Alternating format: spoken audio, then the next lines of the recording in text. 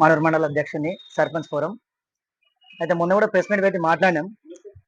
మాట్లాడిన దాంట్లో ఎక్కడ కూడా మేము రాజశేఖర్ రెడ్డి అని పేరు తీసుకొని మాట్లాడలేదు నేను. కాకపోతే రాజశేఖర్ రెడ్డి మరి నా పేరు ఎందుకు తీసుకున్నాడో నాకు అర్థం కాలేదు.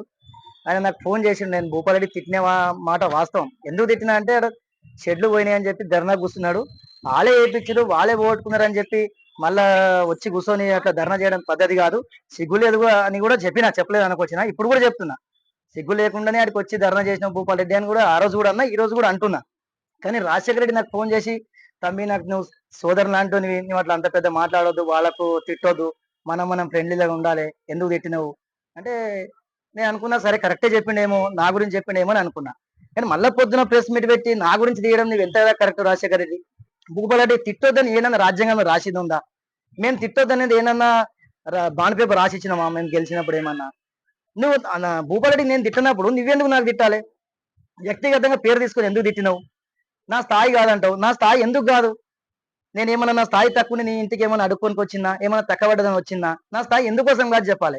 నా స్థాయి కాదన్నప్పుడు నీ స్థాయి కూడా నాకు తిట్టేది కాదు కదా.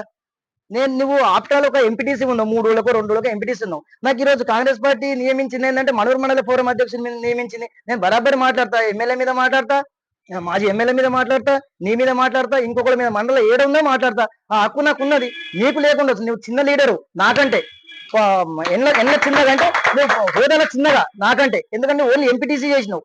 నాకు ఫోరం అధ్యక్షుని ఇచ్చారు మనూరు మండలం. నేను బరాబరి మాట్లాడతా, నీ ఊర్లో వచ్చి మాట్లాడొద్దు అన్నావు, సరే అనుకున్నా. కానీ 100% మాట్లాడతా. ఈ రోజు ఎందుకు మాట్లాడుతుంది రాజశేఖర రెడ్డి నీకు?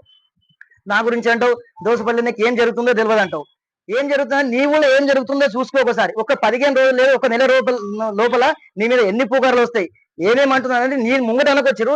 ఎందుకంటే ఇప్పుడు నీకు వాళ్ళకి పట్టుకొని తిరుగుతున్నావు కాబట్టి నీకు అనకొచ్చారు. ఒక 4 రోజులు ఆగితే నీ మీద ఏమొస్తుంది, నువ్వేం చేసినావు అనేది అందరికీ తెలుస్తుంది రాజశేఖర రెడ్డి. నేను చెప్పాల్సిన అవసరం లేదు.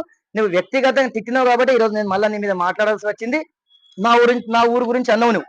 నీకేం జరుగుతుందో తెలియదు. నాకు రాజకీయంలో వాడుకుంటారు, వాడుకునేది నాకు కాదు రాజశేఖర రెడ్డి, నీకు. వాడుకునేది ఎవరికి వాడుకుంటారు? 100 కోట్లు లేవు, నేనేం పంచుకుంటా గుసకొచ్చిన నాకు వాడుకోండి. నేను ప్రజలకు సేవ చేస్తున్నా. నువ్వు 5 ఏళ్ళు మీ నాయన సర్పంచ్ చేశారు, 5 ఏళ్ళు నువ్వు ఎంపీటీసీ చేసినావు. ఒకసారి నా దోసపల్లికి నువ్వురా, నేను నీ బెల్లాపురంకి వస్తా, నాకు మంచి చేసిరంటారా, నీకు మంచి చేసిరా అనేది ప్రజలు చెప్తారు. నువ్వు నా గురించి ఏం చెప్తావు? ఊర్లో నీకు అట్లా చేస్తురు, ఇట్లా చేస్తురు అని చెప్పుడు ఏం అవసరం? పద్ధతి కాదు రాజశేఖర రెడ్డి. నా పేరు తీసినావు కాబట్టి ఈరోజు నేను కూడా నీకు రాజశేఖర రెడ్డి అనే మాట్లాడుతున్నా. కలిసి ఉందామంటే కలిసి ఉందాం, లేదు ఇట్లనే ఉందామంటే ఇట్లా ఉందాం. అన్నిటికీ నేను రెడీ ఉన్నా, నేనేం భయపట్టలేదు. లేదు స్థాయి సరిపోదంటే మరి ఇక స్థాయి నేను నీళ్ళక దొడ్డుగుండి పొడుగుండి మాట్లాడాలంటే నేను కూడా జిమ్ము పోయి నేను కూడా దొడ్డుగా అప్పుడు మాట్లాడమంటే అప్పుడు మాట్లాడతాను నేను కూడా. కానీ పద్ధతి కాదు. స్థాయి గురించి మాట్లాడడంతో అవసరం నీకు లేదు. నేను ఏ రోజన్నా నీ దగ్గరకు అడుక్కోనికి వచ్చి నా దగ్గర పైసలు తక్కబడి నాకు ఇయ్యో రాజశేఖర రెడ్డి నా స్థాయి గురించి మాట్లాడు. నా స్థాయి నువ్వు లెక్క పెట్టేది అవసరం లేదు. మళ్ళీ ఒకసారి మాట్లాడితే బాగుండే రాజశేఖర రెడ్డి, నీకు హెచ్చరిస్తున్నా.